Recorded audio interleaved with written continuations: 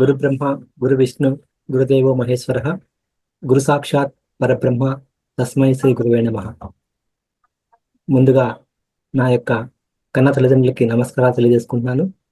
అలాగే బ్రహ్మశ్రీ పత్రిజీ గారికి, మహావతార్ ఫౌండేషన్ వ్యవస్థాపకులు రంగనాథ్ మాస్టర్ గారికి, ఈ కార్యక్రమాన్ని నిర్వహిస్తున్నటువంటి లలితా మేడం గారికి ఆత్మ ప్రణామాలు. అలాగే ఈరోజు క్లాస్కి విచ్చేసినటువంటి ప్రతి ఒక్కరికి నా యొక్క స్వాగతం మరియు ధన్యవాదాలు. ఈరోజు మనము మరణమిస్తున్న మహత్తర సందేశం ఓకే, ఈ యొక్క అంశం గురించి మాట్లాడుకున్నాము. సో ముందుగా మనలో ఎవరికైనా సరే మరణము మనకి పలానా సమయానికి వస్తుంది అంటే నేను భయపడను అనేవాళ్ళు ఎవరైనా ఉన్నారా ఇక్కడ? సో మీకు ఒక ప్రశ్న అండి, పలానా సమయానికి మనకు మరణం వస్తుందని తెలిసినప్పుడు మీ యొక్క రియాక్షన్ ఎలా ఉంటుంది? మనకి ఎవరికన్నా మరణం వస్తుందని తెలిస్తే ఎక్కువ మంది మనలో భయపడిపోతాం. ఎందుకంటే అక్కడి నుంచి తప్పించుకోవడానికి ఎలా అని చెప్పి ప్రయత్నిస్తాము. లేదంటే నా కుటుంబం ఏమైపోతుందో అలాగా ఏదో ఒక మనకి భయాందోళనకి గురవుతూ ఉంటాము. ఇలాగే మనకి దీనికి సంబంధించి మహాభారతంలో ఆది పర్వంలో మనకి ఒక రాజు కథ ఉంది. ఆ రాజు పేరు పరీక్షిత్ మహారాజు. ఆ రాజు గురించి ఎక్కువ మందికి తెలిసే ఉంటుంది. ఆయన చాలా మంచి రాజు. ఆయన యాక్చువల్గా మంచిగా ధర్మం పాటిస్తాడు, వాళ్ళ దేశంలోని ప్రజల్ని చక్కగా చూసుకుంటాడు, పేదవాళ్ళని ఇంకా వికలాంగుల్ని వాళ్ళ యొక్క రక్షణ వాళ్ళ పోషణ ఈయన స్వయంగా దగ్గరుండి చూసుకుంటాడు అనమాట. అలాంటి మహారాజుకి ఒక ముని కుమారుడి శాపం వల్ల విధివశాత్తు ఆయన శాపం పెడతాడు.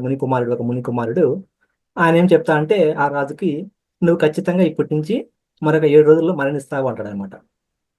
అప్పుడు రాజుకు భయం వేస్తుంది.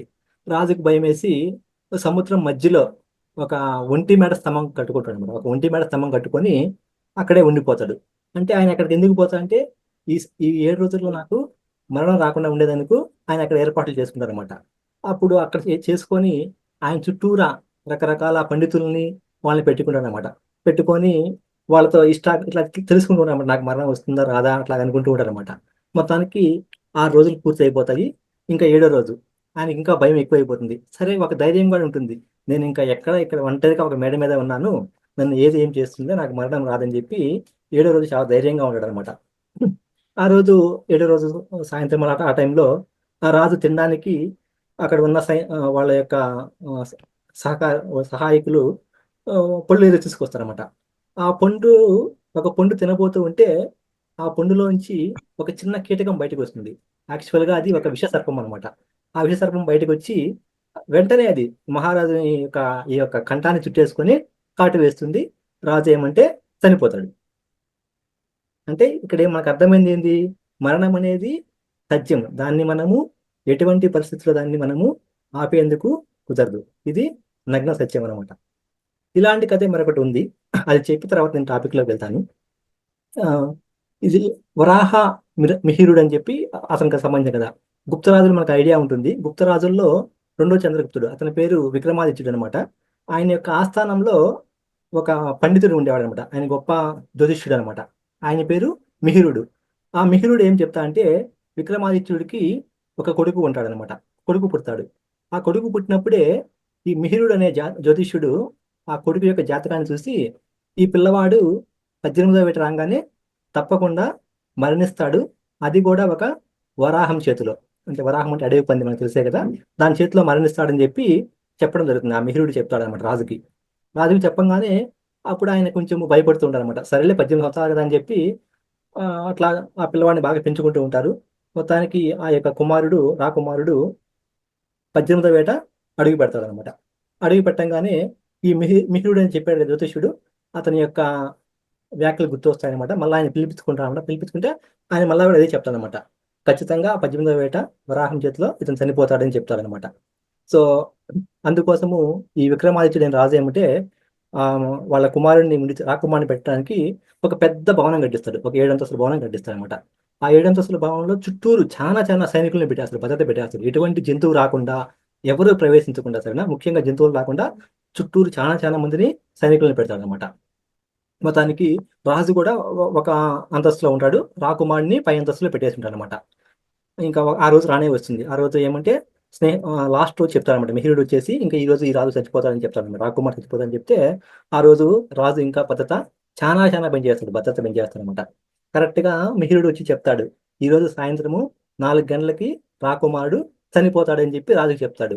రాజు మాత్రము ఎలా చనిపోతాడు, నా దగ్గర చాలా మంది సైనికులు పెట్టాను, ఇక్కడికి ఒక్క వరాహం కూడా రాదు, ఇక్కడికి ఒక్క జంతువు కూడా ఇక్కడికి ప్రవేశించలేదు, ఇక్కడికి ఈ రాజభవనంలోకి అని చెప్పి రాజు కూడా ధైర్యంగా ఉంటాడనమాట. మొత్తానికి సమయము 3:30 అవుతుంది, అప్పటికి రాజు బతికే ఉంటాడు. 3:40 అవుతుంది, రాకుమారుడు బతికే ఉంటాడు. 3:50 అవుతుంది, రాకుమారుడు బతికే ఉంటాడు. 4 గంటలకి కరెక్ట్గా రాజు చచ్చిపోతాడు. మరి ఏమైంది ఈ మధ్యలో ఏమైందంటే కరెక్ట్గా 3:55 ఆ రాకుమారుడు అతను ఉన్న 7వ అంతస్తు నుంచి ఇంకా పైకి వెళ్తాడనమాట. పైకి వెళ్ళి అక్కడ చుట్టూరు చూస్తూ ఉంటాడనమాట, ఏదో సరదాగా ఉందామని చెప్పి. గుప్తుల యొక్క భవనాలు ఎలా ఉంటాయంటే, ఆ రాజుల యొక్క భవనాలు ప్రతి భవనం మీద ఒక వరాహం అనమాట, వాళ్ళ యొక్క రాజముద్ర అది, ఆ వరాహం అని కట్టుంటారు అనమాట. ఆ వరాహాన్ని వాళ్ళ ప్రతి మేడ మీద ఒక అలా చెక్కి ఉంటారు, రాతితో ఒక వరాహాన్ని చెక్కించి ఉంటారు అనమాట. అలా చెక్కి ఉంటే కరెక్ట్గా ఆ సమయానికి ఏమవుతుందంటే ఆ యొక్క భవనం మొత్తం కూలిపోతుంది. భవనం కూలిపోయేసి రాజు కూడా చనిపోతాడు అనమాట, ఆ రాకుమారుడు చనిపోతాడు అనమాట. సో ఇక్కడ కూడా మనకు అర్థమైంది ఏంటంటే అతను ఎన్ని జాగ్రత్తలు తీసుకున్నా కానీ ఆ మరణం అనేది ఇక్కడ అతనికి కూడా, ఆ రాకుమారునికి కూడా తప్పలేదు. ఆ రాజుగారు చాలా జాగ్రత్తలు తీసుకున్నారు ఒక కుమారుని రక్షించుకోవడానికి, కానీ అతనికి మరణం కూడా వచ్చింది ఇక్కడ ఇక్కడ కూడా. సో మనము వాడుకలో మనము ఈ మృత్యువుని ఏమంటామంటే మృత్యుదేవత అని పిలుస్తూ ఉంటాం అనమాట. సరే, మృత్యుదేవత అన్నప్పుడు ఆమె దేవతగా అయినప్పుడు ఎవరన్నా మన దగ్గరికి ఒకరు వచ్చి, అయ్యా నేను మృత్యుదేవతకి ఒక పెద్ద హోమం చేశాను, ఒక పూజ చేశాను, ఇదిగో ప్రసాదం ఇస్తే మనం తీసుకుంటామా? తీసుకోం, భయపడిపోతాం.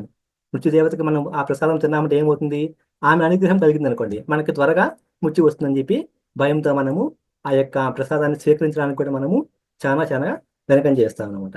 కానీ నిజానికి మృత్యువుకి మనము ఎటువంటి పరిస్థితుల్లో కూడా భయపడకూడదు. ఎందుకంటే ఒక మనిషి తన చివరి దశలో తన అవసరాలు తాను తీర్చుకోలేని స్థితిలో ఉన్నప్పుడు మృత్యువు నిజంగా ఆ ఆ యొక్క జీవునికి ఎంతో అద్భుతమైన వరం అనమాట. ఎందుకంటే అతను తన అవసరాలు కూడా తీర్చుకోలేక ఒక మంచాన్ని పడిపోయి ఉన్నప్పుడు ఆ ఆ యొక్క సమయంలో మృత్యువు మనల్ని ఏం చేస్తుందంటే నిన్ను ఆ యొక్క దేహం నుంచి ఇంకొక దేహంలోకి నిన్ను మారుస్తుంది అనమాట.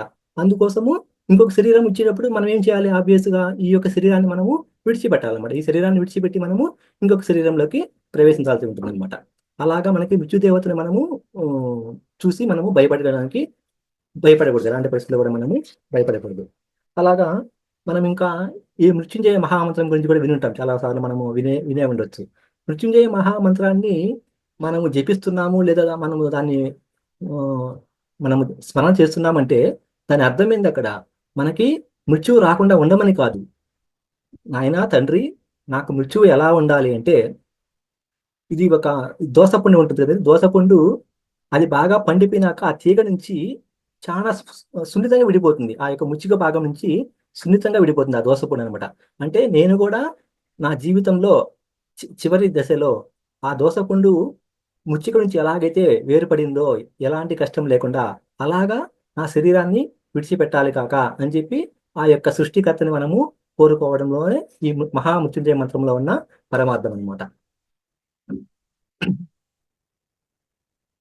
అంతేకాక మనం వాడుక భాషలో ఒక పెద్దవాళ్ళని ఏమంటారంటే, ముసలి వాళ్ళు అయిపోయినాక ఇతను పండిపోయారంటామంట. పండిపోయారంటే అక్కడ అర్థం ఏంటంటే ఒక చెట్టుకి మనకి ఒక పిండి ఉన్నప్పుడు ఆ చెట్టు నుంచి ఆ పిండి రాలదు.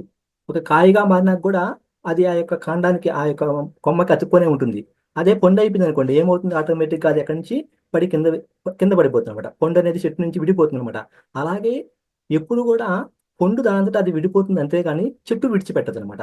మనం కూడా జీవుడు కూడా మన శరీరం నుంచి మన యొక్క ఆ, ఆత్మ ఇంకొక శరీరంలోకి ప్రవేశిస్తుంది. అలా ఉండాలి. ఎలా ఉండాలంటే గొంగళ పురుగు ఒక తన యొక్క శరీరాన్ని ఎలా మార్చుకుంటుందో, చెట్టు మీద నుంచి ఒక ఆకు మీద నుంచి ఇంకో ఆకు మీదకి వెళ్ళేటప్పుడు శరీరాన్ని ఎలా మార్చుకుంటుందో అంత తేలిగ్గా మన యొక్క జీవాత్మని ఈ శరీరం నుంచి విడిచిపెట్టి మరొక శరీరంలోకి పోయేదానికి మనం కూడా సిద్ధంగా ఉండాలి. అంతేకాని మనము ఈ మృత్యువుని చూసి ఎటువంటి పరిస్థితుల్లో కూడా భయపడకూడదు అనమాట. అంతే. ఇంకొకటి గుర్తుపెట్టుకోవాల్సింది మనం ఏంటంటే, మనము అవసాన దశలో ఉన్నప్పుడు మృత్యువుకి భయపడకూడదు. అలాగే మనము గృహస్థ ఆశ్రమంలో ఉన్నప్పుడు లేదా ఇంకా చిన్న వయసులో ఉన్నప్పుడు నాకు అకాల మృత్యు రాకూడదు అని కోరుకోవడంలో కూడా తప్పు లేదు. ఎందుకంటే ఆ వయసులో ఉన్న వాళ్ళకి, బాల్య వయసులో ఉన్న వాళ్ళకి కానీ గృహస్థుడికి కానీ ఎన్నో చేయాల్సినవి చాలా ఉంటాయన్నమాట.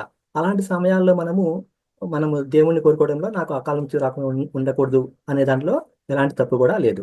అంతేగాని మనకు ఒక వయసు వచ్చేసినాక, అవసాన దశకు చేరుకున్నాక అప్పుడు మాత్రము మనము మరణానికి ఎటువంటి పరిస్థితిలో కూడా భయపడకూడదు. ఇంకా మనకి సనాతన ధర్మంలో ఈ పునర్జన్మ గురించి కూడా మనకి చెప్పబడింది అనమాట. పునర్జన్మ గురించి అంటే మనకు ఉన్నది తెలిసింది ఏంటంటే, ఎక్కువగా మనం ఈ జన్మలో మనిషి జన్మ ఎత్తాము, మనం ఇక్కడ ఏదో చేసుకుంటే మళ్ళీ మనకి ఇంకా జన్మ ఉండదు, లేదంటే నేను ఇక్కడ ఏమైనా తప్పు చేస్తే మళ్ళీ ఏ పిల్లి కానీ కుక్క కానీ పుడతాను, ఇలా మనకు మనకు తెలిసినట్టు మనం అనుకుంటూ ఉంటాము. కానీ నిజానికి పునర్జన్మ అనేది ఎవరి చేతిలో ఉండదు. పునర్జన్మ ఎలా ఉంటుంది అంటే, నువ్వు చేసి ఈ జన్మలో నువ్వు ఏమైతే పని చేస్తావో, నువ్వు దేని మీద అయితే ఎక్కువగా మక్కువ చూపిస్తావో, అదే నీకు నీ మనస్సులో నీకు రంజింపబడేసి వచ్చే జన్మలో, అంటే మరో జన్మలో ఈ జన్మ విడిచిపెట్టంగానే వచ్చే జన్మలో నువ్వు ఆ మాదిరిగా పుడతావు. అంతేగాని పునర్జన్మ అనేది నీ చేతిలో నువ్వు సృష్టించుకున్నది కాదు. అది నీ చేతిలో ఎటువంటి పరిస్థితుల్లో కూడా ఉండదన్నమాట. ఇక్కడ మనం తెలుసుకోవాల్సింది, ప్రతి ఒక్కరూ బతుకుతారు, కానీ బ్రతకడం గొప్ప కాదు, చనిపోవడం అనేది చాలా చాలా గొప్ప. ఎలా అంటారా, ఇప్పుడు బ్రతకాలంటే మనకి ఏం వేస్తాయి మామూలుగా, మనకి మొన్నటి ఆకలి, దాహము, జీర్ణము. ఆకలి వేసినప్పుడు ఏదో మనం కుడితి నీళ్ళు తాగేసినా కానీ అది జీర్ణం అయిపోయింది అనుకోండి, మనం సంతోషంగానే బతకవచ్చు. దాహం వేసినప్పుడు ఏదో ఏదో మనకు దొరికిన నీరు తాగినా కానీ అది జీర్ణం అయిపోయింది అనుకోండి, మనము బతకవచ్చు. అంతేగాని చనిపోవాలనుకున్నప్పుడు ఇందాక చెప్పుకున్నట్లు మనము ఒక పెద్దవాళ్ళు అయిపోయినాక వాళ్ళు మంచాన పడ్డప్పుడు వాళ్ళు అనుభవించే బాధ అట్లా ఇట్లా ఉండదు. కనీసం వాళ్ళు మలమూత్రాలు కూడా వాళ్ళు అక్కడే చేయాల్సి వస్తుంది అనమాట. ఆ సమయంలో కుటుంబ సభ్యులు కూడా దగ్గరికి వెళ్ళేదానికి సంకోచిస్తూ ఉంటారు. పని వాళ్ళు కూడా వాళ్ళకి ఎలాంటి సహాయం చేసేదానికి కూడా నిరాకరిస్తూ ఉంటారు. ఇంకా అలాంటి సమయంలో ఇంకా ఆ శరీరంలోంచి అక్కడ ఉన్న ఆ మలమూత్రాలు, అక్కడ ఫామ్ అయిన ఆ పురుగులు, అవన్నీ మనల్ని కుడుతూ ఉంటే ఎలా ఉంటుంది, ఎంత బాధ అనిపిస్తుంటుంది. అలాంటి బాధ భరించేదానికన్నా జీవుడు ఆ సమయంలో శరీరాన్ని విడిచిపెట్టే అవకాశం మనకి ఈ ఒక్క మృత్యువే మనకి ఇస్తుంది. సో అందుకోసం మనం ప్రతి ఒక్కరూ మృత్యువు గురించి ఇలాంటి పరిస్థితుల్లో కూడా మనము భయపడకూడదు. ఆ సమయంలో మనకి జీవుడు కనిపిస్తుంది, ఓహో నేను ఇన్ని పాపాలు చేశాను కాబట్టే కదా నేను ఇలా ఇప్పుడు ఉంటున్నాను అని చెప్పి అప్పుడు అలా అనిపించి అతను ఎంతో దుఃఖిస్తాడు అనమాట. అదే నువ్వు సరిగా చేసిండేవనుకో నీకు ఆ యొక్క అవసరం రాదు. మనము అందుకే మన గృహస్థాశ్రమ ధర్మంలో ఉన్నప్పుడే మనం సరిగా చేసుకోవాలి. చక్కగా ధర్మాన్ని పాటించుకోవడము, వీలైతే నలుగురు సహాయం చేయడము, మంచి పనులు చేయడము, ఇలా మనసు లగ్నమైనప్పుడు మనకి అవసాన దశలో, అంటే చివరి దశలో మనకి ఇలాంటి కష్టాలు రాకుండా, ఇందాక మనం చెప్పుకున్నట్టు ఆ దోసకుంటు ముచ్చిక నుంచి ఎలాగైతే విడిపోతుందో, మనం కూడా మన యొక్క ఆత్మని మన శరీరం నుంచి అలాగా విడిచిపెట్టవచ్చు అనమాట. ఇంకొకటి, ఇప్పుడు మీరే చూడండి, ఒక జీవుడు శరీరాన్ని విడిచిపెట్టి వెళ్ళిపోతున్నప్పుడు అతను డైరెక్ట్గా పరలోకానికి వెళ్ళిపోవడం అనమాట. ఒక 11 రోజుల వరకు అతనికి అవకాశం ఉంటుంది. పైకి వెళ్ళంగానే అతను కింద ఉన్న అతని యొక్క దేహాన్ని చూసుకోవచ్చు అనమాట. ఇది ఎలా ఉంటుందంటే, ఇప్పుడు ఒక మనిషి చనిపోయాడు అనుకోండి, అతను పైకి ఎవరో దూతలు వచ్చి తీసుకెళ్తారు కదా, తీసుకెళ్ళి పైన చూపిస్తారనమాట, నువ్వు చూడవయ్యా నీ యొక్క శరీరాన్ని అని చెప్పి. చనిపోయినప్పుడు ఏం చేస్తారు, మొదటి రోజు కుటుంబ సభ్యులు, బంధువులు అంతా వచ్చి అక్కడ ఏడుస్తూ ఉంటారు. ఇక తర్వాత సాయంత్రం కల్లా తీసుకెళ్ళి అంటే కర్మకాండ కాల్ చేస్తారు కదా, కాల్చేటప్పుడు అతను జీవుడు అనుకుంటాడు, ఓహో నా శరీరం ఇన్ని కాలిపోతుందా, దీనికోసమా నేను బతికున్నప్పుడు దీనికి ఫెరంబల్ రాసుకున్నాను, రకరకాల వస్త్రాలు ధరించాను, నగలు పెట్టుకున్నాను, ఇప్పుడు చూస్తే నా శరీరం ఇట్లా కాల్ చేస్తున్నారని చెప్పి ఆ యొక్క జీవుడు ఎంతో ఎంతో దుఃఖిస్తాడనమాట. అలా దుఃఖించేసి తర్వాత ఏమంటే, మొదటి రోజు అయిపోయింది, రెండో రోజు అవుతుంది, రెండో రోజు, మూడో రోజులు అయినాక ఆ పిల్లలకు కూడా, వాళ్ళ కుటుంబ సభ్యులకు కూడా కొంచెము బాధ తగ్గుతుందన్నమాట. అంతవరకు ఏదో కేవలము అన్నపానీయాలు లేకుండా స్వల్పమైన ఆహారం తీసుకుంటూ ఉన్న కుటుంబ సభ్యులు 4 రోజులకి ఉండలేక ఇంకా నాకు ఏదో ఒకటి చేసి పెట్టేవి అని చెప్పి వాళ్ళ ఇంట్లో వాళ్ళు అడుగుతారనమాట. ఏదో తినాలనిపిస్తుంది వాళ్ళకి పాపం. మొత్తానికి అది చూసి ఆ పైన ఉన్న జీవుడు, వీడు కనీసం నాకు 4 రోజులు కూడా వీడు ఉండలేకపోయాను చనిపోయాన బాధతో, వీడి కోసం నేను బతికి నా యొక్క జీవితాన్ని మొత్తం వాడికి దారపోసాను, వీటి కోసమా నేను బతికింది అని చెప్పి ఆ జీవుడు ఎంతో కుమిలిపోతాడు అనమాట. అలాగా 5-6 రోజులు అయిపోయినాక ఆ 11వ రోజు కర్మ జరుగుతుంది కదా, అది సంతర్పణ అంటారు. అది జరిగినప్పుడు ఇంకా ఆ రోజు కూడా ప్రశాంతంగా వాళ్ళ కుటుంబ సభ్యులు ఏం చేస్తారు, ఇంకా బాగా నాన్ వెజ్ తినేవాళ్ళైతే బాగా పెద్దగా వండుకొని తినేసేయడము. ఇంకా ఆ రోజు నుంచి ఇంకా అది మొత్తం మర్చిపోతారు. ఇంకా అంటే 11 రోజుల కల్లా మనం చనిపోయిన విషయము మన కుటుంబ సభ్యులకే గుర్తుపెట్టుకోరు. ఇంకా అక్కడి నుంచి వాడు కుటుంబ సభ్యులు ఏం చేస్తారు, ఇంకా నీట్గా వాళ్ళ వాళ్ళ పనులకు వెళ్ళిపోవడము, వాళ్ళ జలసాలు, వాళ్ళు మళ్ళీ భోగాలు అనుభవించడము, అవన్నీ చేస్తూ ఉంటారు కదా. ఇలా చూసేదాక ఇలా చూసినప్పుడు ఆ జీవుడికి ఎంతో బాధ వేస్తుంది అనమాట. ఓ నేను ఇంత వీళ్ళ కోసం ఇంత కష్టపడ్డానే, మరి నాకు వీళ్ళు ఏం చేశారని చెప్పి ఎంతో ఎంతో కుమిలిపోతారు. ఇవన్నీ అయిపోయినాక ఆ ఆ యొక్క వెళ్ళిపోయిన అతని యొక్క బీరువా ఓపెన్ చేసామంటే, ఆ బీరువాలో ఏమన్నా పెద్ద పెద్ద రసీదులు కనిపించాయి అనుకోండి. అంటే అతను ఏం చేశాడు, బాగా దాన ధర్మాలు చేశాడు అనమాట. అప్పుడు కూడా ఈ కుటుంబ సభ్యులు ఏమనుకుంటారు, ఇతను నా కోసం ఏం ఎత్తి పెట్టలేదే, అన్ని ఉన్నదంతా దారబోసినాడు అని చెప్పి తిట్టుకుంటూ ఉంటారు అనమాట. అంటే చూడండి, ఆ, మన కోసం ఏమి ఎత్తి పెట్టాలి ఒకరు, మనం ఇంకా ఇవ్వాలి, వాళ్ళు ఇవ్వాలి ఇవ్వాలి అనుకోవడమే తప్పించి, ఇలా మా వాళ్ళు ఇలా ఎందుకు చేశారు, ఇంత మంచి పని చేశాడు కదా నా కోసం అని ఏ యొక్క పిల్లలు కూడా అనుకోరు అనమాట. ఇలాగా మనము మన కుటుంబము ఇట్లా బంధాలు చిక్కుపోయినప్పుడు తర్వాత ఇలా జరుగుతుంది, ఇలా జరిగిందా, ఇది ప్రతి ఒక్కరికి తెలిసిన విషయమే, ఇదేం కొత్త కాదు. కానీ దీనికోసమా మనం ఇక్కడ పాకులాడుతూ ఉన్నాము అనేది మనము తప్పకుండా గుర్తుపెట్టుకోవాలన్నమాట. ఇలా మనము ఇహపర సుఖాలకి మనం ఇట్లాంటి పరిస్థితుల్లో కూడా మనము లోను కాకుండా, మనకు ఉన్నప్పుడే దీపం ఉండగానే ఇల్లు ఎలా చక్కబెట్టుకోవాలో, మనం వయసులో ఉన్నప్పుడే అప్పుడు ఈ భోగభాగ్యాలకి ఎక్కువ పోకుండా సనాతన ధర్మం వైపు ధర్మముగా ఉంటూ ఆధ్యాత్మిక వైపు ప్రయాణిస్తూ మనకున్నంతలో మనము వేరే వాళ్ళకి సహాయం చేస్తూ ఇలా మంచిగా జీవించినప్పుడు ఇక ఇక నీకు ఆ చింత అనేది ఉండదు, మనం మరణిస్తాము అనే చింత అనేది మనకి ఎలాగ ఉండదు. ఈ మరణం అనేది ఒక శరీరం నుంచి ఇంకో శరీరంలోకి వెళ్తాం అంతే. ఈ శరీరాన్ని విడిచిపెట్టి ఖచ్చితంగా మనము ఇంకొక శరీరంలోకి వెళ్ళాల్సిందే అనమాట. అది తప్పదు, అది అంతేగాని ఇంకా మనం ఎక్కడికో ఐక్యం అయిపోవడము అవన్నీ చాలా సమయాలు పడుతుంది. అవన్నీ అది రావడానికి చాలా సమయం ఉంటుంది. అందుకే మనము ఉన్నంత కాలంలోనే బతికి ఉన్నప్పుడే మనము ఏం చేశాము దాన్ని మనము సక్రమంగా నిర్వహించినప్పుడు, మనం యుక్త వయసులో ఉన్నప్పుడే మనం చక్కగా చేసినప్పుడు అదే మనకి చివరి దశలో ఎంతగానో ఉపయోగపడి, అదే మనకి నెక్స్ట్ మళ్ళీ పునర్జన్మ ఏమి ఇవ్వాలనేది కూడా డిసైడ్ చేస్తామన్నమాట. నువ్వు ఇప్పుడు బతికి ఉన్నప్పుడే మంచిగా నీకు ఆధ్యాత్మిక వైపు ఉంది, లేదంటే నువ్వు దాని మీద మక్కువ పెట్టుకున్నావు, నీకు అదే మైండ్లో ఉంటుంది. అదే మైండ్లో ఉండి తర్వాత జన్మలో కూడా నీకు మళ్ళా నీకు అలాగే ఒక మంచి జీవితాన్ని నీకు లభిస్తూ ఉంటుంది అనమాట. అందుకే శంకరాచార్యులు వంటి మహానుభావుడు కూడా పునర్జన్మ గురించి ఏం మాట్లాడలేదు. ఎందుకంటే అది మన చేతుల్లో లేదు, పునర్జన్మ అనేది మన చేతుల్లో లేదు. కానీ మనం జాగరూకతతో ఉండి మన జీవితాన్ని మనం సక్రమంగా చూసుకున్నట్లయితే పునర్జన్మ గురించి మనము భయపడాల్సిన అవసరం లేదు అని చెప్పి శంకరాచార్యులు లాంటి వారు చెప్పారనమాట. అందుకే మనము దేని గురించి తాపత్రయపడకూడదు. నాకు ఇది లేదు, అది లేదు, ఇది ఉంటే బాగుండు, అది ఉంటే బాగుండు అని చెప్పి మనం ఎలాంటి పరిస్థితుల్లో కూడా తాపత్రయపడకుండా మనకి జాగృతితో వ్యవహరిస్తూ ఉన్నాం అనుకోండి, అప్పుడు మనకి ఈ యొక్క దేహం మీద ఎలాంటి మనకు వ్యామోహం అనేది ఉండదు అనమాట. ఈ దేహంలో ఉన్నప్పుడు మనం అంతే, ఈ దేహం విడిచిపెట్టినప్పుడు అది నువ్వు కాదు, అది ఇంకొక దేహంలోకి వెళ్తాం అంతే. అది ఒక్కటే మనము గుర్తుంచుకోవాలి. దాన్ని గుర్తించినాడు మనకి ఎలాంటి మనకి అవసరం ఉండదు. ఇంకొకటి చెప్తాను, ఇంకొకటి ఆ, 1,000,000 వైద్యులు వచ్చినా కానీ మనకి మరణాన్ని అనేది ఆపలేదు. అది అందరికీ తెలిసిన సామెత అనమాట. ఎందుకంటే మరణం సంభవించాలి అని నీకు రాసి పెట్టినప్పుడు ఆ సమయానికి మరణం వస్తుంది. మనం ఇంతకుముందు చెప్పుకున్న 2 కథల్లో కూడా వాళ్ళు పెద్ద పెద్ద రాజులు, వాళ్ళు వాళ్ళు కూడా మనకి మరణాన్ని ఆపలేరు కదా. అలాంటప్పుడు ఈ వైద్య శాస్త్రము ఇది నేను ఏమీ చేయలేదన్నమాట. మరణము నీకు రావాలి అని రాసి పెట్టింటే నువ్వు ఖచ్చితంగా మరణిస్తావు. అలాగే నువ్వు బతకాలి అని రాసి పెట్టినప్పుడు కూడా నీకు ఇంకా బతికే ఉంటుంది.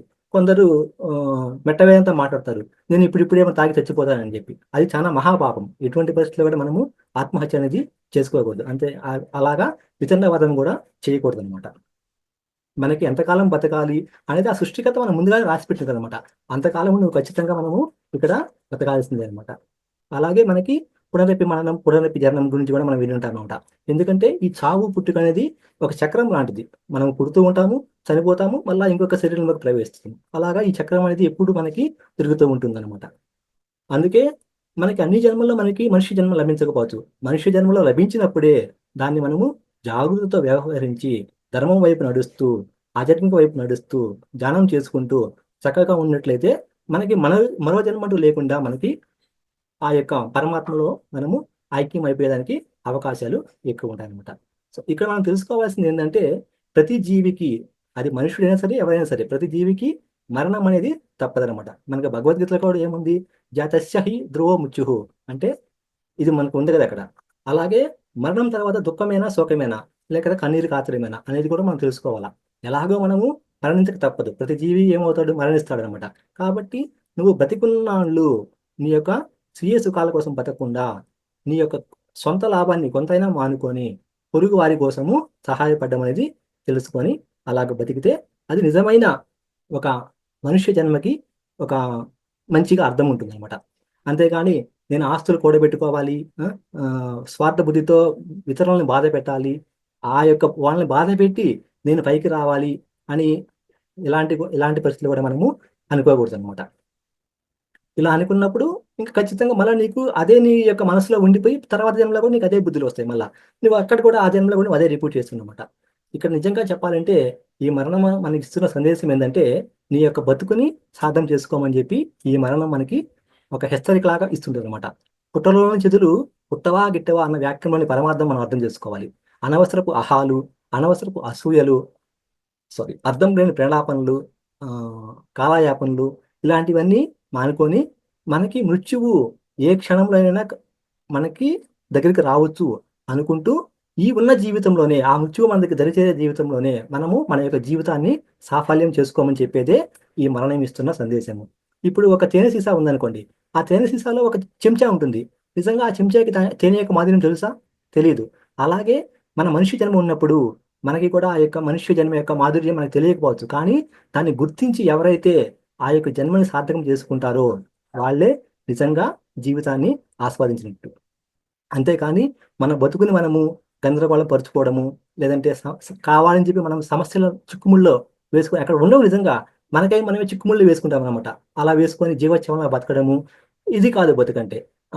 అలాగే మన ఇతరుల జీవితాలని వాళ్ళ మనస్సుల్ని గాయపరుస్తూ బతకడము అది కూడా బతుకు కాదు. మనం బతుకుతున్నాము అంటే ఖచ్చితంగా మనతో పాటు ఒక నలుగురికి ఒక మంచి చేయడము, మిగతా వీలైతే వాళ్ళ జీవితాల్లో కూడా మనము వెలుగులు నింపడానికి ప్రయత్నించడము, ఇదే మనకి మరణం ఇస్తున్న అద్భుతమైన సందేశం అనమాట. భగవద్గీత కర్మయోగంలో ఒక శ్లోకం ఉంటుంది. యజ్ఞతాచరతి శ్రేష్ఠత దేవోతరో జనః సా యత్ ప్రమాణం కురుతే లోక తదనవర్తితే. ఇది భగవద్గీత చెప్పిన శ్లోకం. శ్రేష్ఠుడు సంఘంలో ఎలా ఉత్తమంగా నడుచుకుంటాడో అతన్ని చూసే సామాన్యులు కూడా అదే విధంగా అతని యొక్క అడుగుజాడల్లో నడుచుకుంటాడు. ఉత్తముడు తన ప్రవర్తన ద్వారా ఏ ప్రమాణాన్ని నెలకొల్పితే దానినే ఈ లోకమంతా ఆచరిస్తుంది అని చెప్పి ఈ యొక్క శ్లోకానికి అర్థం అనమాట. చూశారు కదా, మనము ఒక నలుగురి కోసము మనం మనిషిగా బ్రతకాలి, అంతేకాని ఇలాగా సొంతగా మనము సొంత లాభం చేసుకోవాలి, నేనే బతకాలి, స్వీయంగా సుఖం పొందడము ఇలాగా ఉంటే అది నిజంగా ఆ వ్యక్తి యొక్క జీవితము సార్థకం అనేది ఉండదనమాట. కానీ ప్రతి వ్యక్తికి అనేది ఇక్కడ మరణం అనేది ఖచ్చితంగా ఉంటుంది. ఎవరైతే జీవితాన్ని సార్థకం చేసుకుంటారో ఆ వ్యక్తులకు మాత్రము ఆదర్శవంతంగా బతుకుతారో వాళ్ళకి మాత్రము మరణం అనేది ఉండదు. ఇది తథ్యం. ఎందుకంటే వాళ్ళు మరణించవచ్చు, కానీ ఈ జీవితాన్ని ఈ యొక్క శరీరాన్ని ఇంకో శరీరంలోకి వెళ్తారనమాట. అది ఇదండి ఒక చిన్న అంశాన్ని తీసుకున్నాను ఈరోజు. Thank you madam. ఏమన్నా ప్రశ్నలు ఏమన్నా ఉంటే అడగవచ్చు. థ్యాంక్ యూ సార్, చాలా అద్భుతంగా చెప్పారు.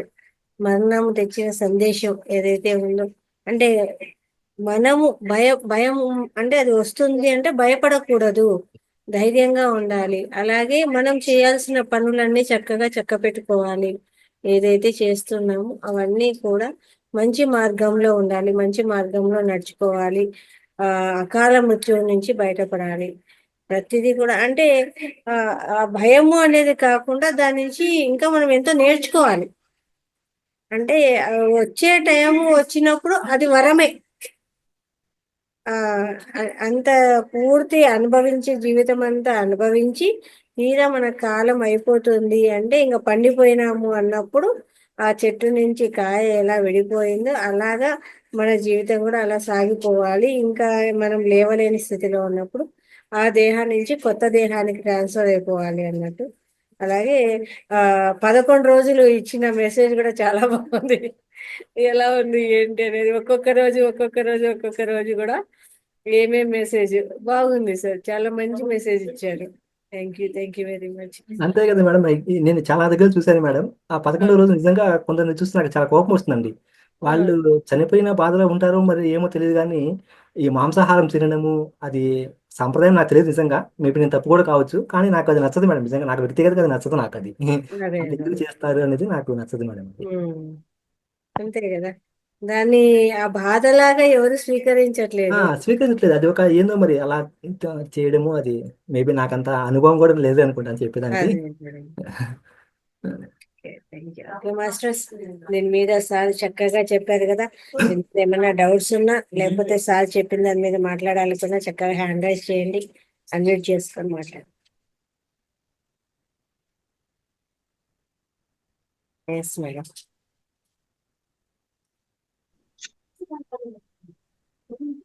మాట్లాడండి. నమస్తే మేడం. నమస్తే సార్. నమస్తే.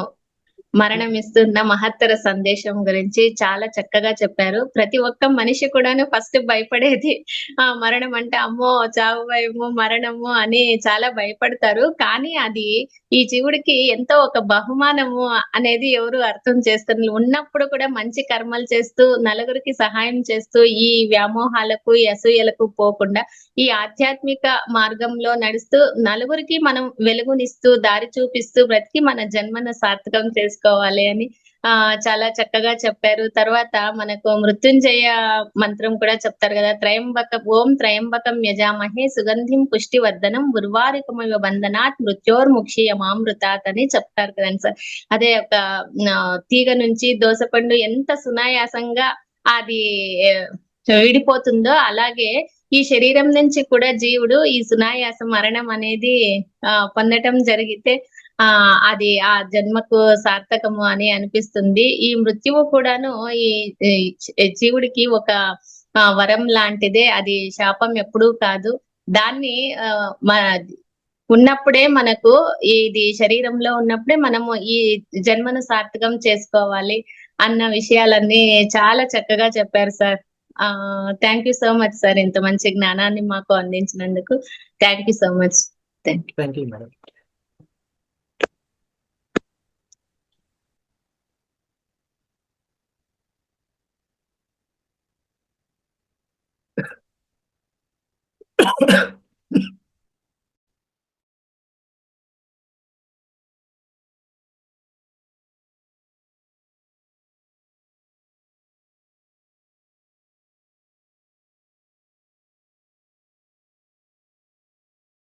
ఇంకా మాస్టర్స్ నాగజ్యోతి గారు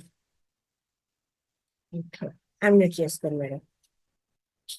మేడం గారు నమస్తే అండి. సార్ చాలా బాగా చెప్పారు, చాలా బాగుంది ఎక్స్ప్లెనేషన్, చాలా బాగుంది మరణం అని. కానీ అంతే సార్, ఫస్ట్ చనిపోయిన రోజు ఉన్న బాధ రెండో రోజు ఉన్న బాధ మూడో రోజు ఉండదు. లాస్ట్ పెద్ద కర్మ చిన్న కర్మ చేసే రోజు కొంచెం ఉంటుంది, తర్వాత నిజంగానే మర్చిపోతుంది. పెద్దవాళ్ళు అయితే మర్చిపోతాం సార్ నిజంగా. అది చిన్నవాళ్ళు చిన్న చిన్న పిల్లలు 30 years 30 లోపు పిల్లలు ఉన్నప్పుడు ఉంటదండి అది మాత్రం జీవితాంతం ఉంటుంది ఆ బాధ. పెద్దవాళ్ళు ఒక 80-70 years అంటే కొంచెం చాలా అనుభవించారు, చాలా చూశారు అని మనకు అంత బాధ అనిపించదు ఆ విషయంలో. అయితే ఇప్పుడు చిన్న చిన్న పిల్లలు ఇప్పుడు ప్రస్తుత పరిస్థితులు అండి, ఇంతకుముందు 80 years అంటే బాగా బతికారు. ఇప్పుడు 50 years బతికామంటే చాలా గ్రేట్ అనిపిస్తుంది ఇప్పుడు రోజుని బట్టి. చిన్న చిన్న పిల్లలండి హార్ట్ స్ట్రోక్ లో రావడం చేయడం అప్పుడు చాలా దారుణంగా ఉంటుంది. ఇప్పుడు వయసు అనేది 50 years బతకమంటే అబ్బా చాలా బాగా బతికేము, చాలా బాగుంది. 50 years దాటాక అబ్బా పర్లేదు, మన మరణం వచ్చినా మనకి ఇబ్బంది లేదని కళ్ళు మూసుకుని వెళ్ళిపోవచ్చండి. దానికి అయితే మనం భయపడని అవసరం లేదు. నేను ఈ మధ్యకాలం నేను చూసిన పరిస్థితులను బట్టి అయితే 50 years బతికేము అంటే చాలా గ్రేట్ అండి. కళ్ళు మూసుకుని మనం దేవుడు తీసుకెళ్ళిపోతే హ్యాపీగా వెళ్ళిపోవచ్చు అన్ని వదిలేసి. నా ఉద్దేశం అయితే అది. నేను కోరుకునేది కూడా అదే, ఏంటంటే ఏమి ఇబ్బంది లేకుండా చక్కగా కూర్చున్న వాళ్ళని కూర్చున్నట్టు వెళ్ళిపోతే, పడుకున్న వాళ్ళని పడుకున్నట్టు చాలా హ్యాపీగా వెళ్ళిపోవచ్చు. చాలా బాగుంది సార్, బాగా చెప్పారు, ఎక్సలెంట్ సార్. ఇప్పుడు రమ్మని వెళ్ళిపోవచ్చండి, ఏం తెలియదు మనకి, ఏమో ఎప్పుడు ఏ పరిస్థితుల్లో ఎప్పుడు వెళ్తామో అవి ఎవ్వరికీ తెలియదు. Okay sir, okay, bye. చిరంజీవత్వము అనేది తెలుసుకున్నాక మనం ఇంకా అది మాట్లాడకూడదు మేడం. చిరంజీవత్వము అన్నాక మన చేతుల్లోనే ఉందంట. ఆ స్టోరీ కానీ ఆ క్లాస్ కానీ విన్నప్పుడు అనిపించింది అనమాట. చిరంజీవత్వం లిండా గుడ్మాన్ గురించి విన్నప్పుడు ఆవిడ చెప్పిన సందేశాలు కానీ మెసేజ్లు కానీ విన్నాక ఆ ఆ అంటే అందరికీ మిగతా వాళ్ళకు మన ధ్యానులకు అదే తేడా అన్నట్టు చెప్పారనమాట. అది ఒకసారి చిన్నవాళ్ళు తెలుసుకున్నారంటే అయినప్పుడు ఉంటుంది మేడం. ఎంత ధ్యానం చేసినా ఎంత ఇది చేసినా ఆ బాధ ఉంటది. మేము అనుభవించిన వల్ల నాకు తెలుస్తుంది. ఎంత ధ్యానం చేసినా ఆ బాధ మా చిన్నపిల్లల విషయంలో మాత్రం బాధ ఉంటుంది మేడం. ఎలా అయినా ఉంటుంది. పెద్దవాళ్ళు అది ఆ అనుకోండి. స్థితికి ఇంకా చేరుకోలేదు మనము. పరిపక్వత అంటారు కదా, ఆ స్థితికి రావాలి కదా. మనం ఇంకా ఆలోనే ఉన్నాం కదా, అదనమాట. అలా ఉన్నాం ఇంకా మనం. ఏ, రాఘవయ్య గారు అన్మ్యూట్ చేసుకోండి సార్. నమస్తే మేడం. నమస్తే సార్. చాలా ఎక్సలెంట్గా చెప్పారు సార్ సబ్జెక్టు. ఇప్పుడు ఉన్నప్పుడే మనం చేయాల్సిన అన్ని చేసుకుంటా ఉన్నప్పుడు తర్వాత ఏం జరుగుతున్నది దాని గురించి ఆలోచన అనేది ఎవరికనేది ఉండకపోవచ్చు. ఈ విధానం అనేది ప్రతి ఒక్కళ్ళు ఏంటంటే నా కోసం నాకు నాకు నాకు అని పాకులాడతా ఏం చేస్తున్నారు ఏమి చేస్తున్నారు మన తన అనేది ప్రతి ఒక్కరు మర్చిపోతున్నారు. ఈవెన్ ఎవరి కుటుంబంలో వాళ్ళ పిల్లల్ని తల్లిదండ్రులను చూసుకునే పరిస్థితి కూడా లేని పరిస్థితుల్లో ఇప్పుడు మనం జీవిస్తున్నాం. ఈ అనాథాశ్రమాలు ఏడ నుంచి వచ్చినాయి? ఇవన్నీ అలా చేస్తున్న వాళ్ళే కదా. కనీసం అనేది మనం ఇప్పటి నుంచి అన్న ఇప్పుడు మనకు తెలిసి ఒక్కొక్కరిని మనం మేలుకొల్పుకుంటూ వస్తున్నాం. మనం ఉన్నటువంటి మన గ్రూపులో మహావతార ఫౌండేషన్ గ్రూప్ నుంచి కూడా ఒక్కొక్కరన్నా తెలుసుకుంటూ కొంచెం పేరెంట్స్ కానీ పిల్లల్ని కానీ పెద్దవాళ్ళైన తర్వాత కూడా ఈ బంధాలను కొనసాగించుకుంటూ ముందుకెళ్తే ఎంతో బాగుంటుందని నా ఉద్దేశం. చనిపోయిన తర్వాత ఎవరికి ఏదీ తెలియదు. ఇప్పుడు మనం మెడిటేషన్ చేస్తాం కాబట్టి మనం స్టేజెస్ పెరిగే కొద్దీ ముందేంటి తర్వాత ఏంటి కూడా తెలుసుకోవడానికి పాసిబిలిటీ ఉన్నాయి ఆ స్టేజ్ దాకా వెళ్ళినప్పుడు. కానీ తర్వాత తెలియదు కాబట్టి కొంచెం ఉన్నప్పుడే అందరినీ మంచి మనసుతో స్వీకరిస్తూ అందరితో ఐక్యతగా ఉంటే బాగుంటుందని నా ఉద్దేశం. Thank you madam. ఈ అవకాశం ఇచ్చినట్టే రంగనాథ్ సార్ గారు చదివేసుకుంటూ కృతజ్ఞతలు. Thank you sir, thank you very much. Ravindra Rao గారు సార్ అన్మ్యూట్ చేస్తుంది.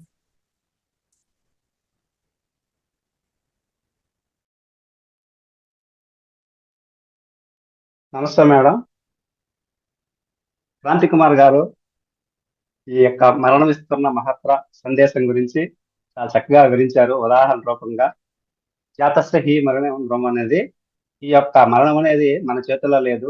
పుట్టిన ప్రతి వ్యక్తి కూడా మరణించక తప్పదు, అది తెలిసిందే. అది కానీ ప్రతి జీవుడు కూడా ఇంకా నేను బతకాలి ఇంకా బతకాలి. ఇప్పుడు ప్రస్తుత పరిస్థితుల్లో ఏంటంటే నేను ఇంకా బాగా బతకాలి, ఆ ఆస్తులు బాగా కూడబెట్టాలి, నా కొడుకులకి నా మనవాళ్ళకి మా మణిమల వాళ్ళకి ఇలాగ కూడబెట్టాలనేసి ఆ విధంగా మరీ స్వార్థంతో ఈ రోజు వ్యవహరిస్తున్నాడు ప్రతి మానవుడు కూడా. కానీ ఇదివరకు రోజుల్లో అయితే లేదు, ప్రస్తుత పరిస్థితులు మాత్రం అలాగే ఉంది. కాబట్టి మనకి ఇక్కడ తెలుసుకుంది ఏంటంటే ఉన్నప్పుడే మనం సాధ్యమైనంత వరకు నలుగురికి ఉపయోగపడే విధంగా సమాజ సేవ చేస్తూ ఉండాలనేది. అట్లాగే చనిపోయిన తర్వాత బాధపడనేది ఆత్మజ్ఞానం ఉండేవాళ్ళు ఎవరు కూడా సాధ్యమైనంత వరకు బాధపడరండి. ఆత్మజ్ఞానం ఉండాలి. ఆత్మజ్ఞానం కలిగి ఉన్న వాళ్ళు అది సహజమే కదా చనిపోవడం అనేసి బాధపడరు.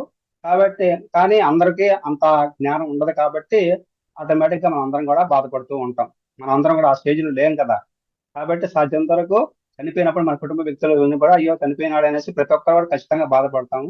అది మరుపు అనేది మనకి ఇచ్చినటువంటి వరం కాబట్టి, దేవుడు ఇచ్చిన వరం కాబట్టి కొంతకాలానికి క్రమక్రమంగా మనం మర్చిపోవడం జరుగుతుంది అనమాట. కాబట్టి మొత్తం మీద ఈ యొక్క మరణం అనేది ఒక మంచి మనకి మహత్తరమైనటువంటి వరమే అది.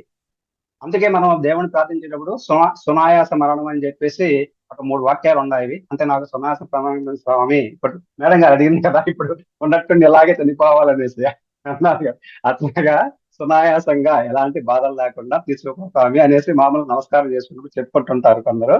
అది ఆ విధంగా ఉంటే ఈ లోపల బతికున్న రోజుల్లో అందరికి సహాయపడుతూ నలుగురికి మేలు చేసుకోవడం మంచిది. క్రాంతి కుమార్ గారు చాలా చక్కగా ఈ యొక్క సందేశాన్ని వివరించాడు. ధన్యవాదాలు.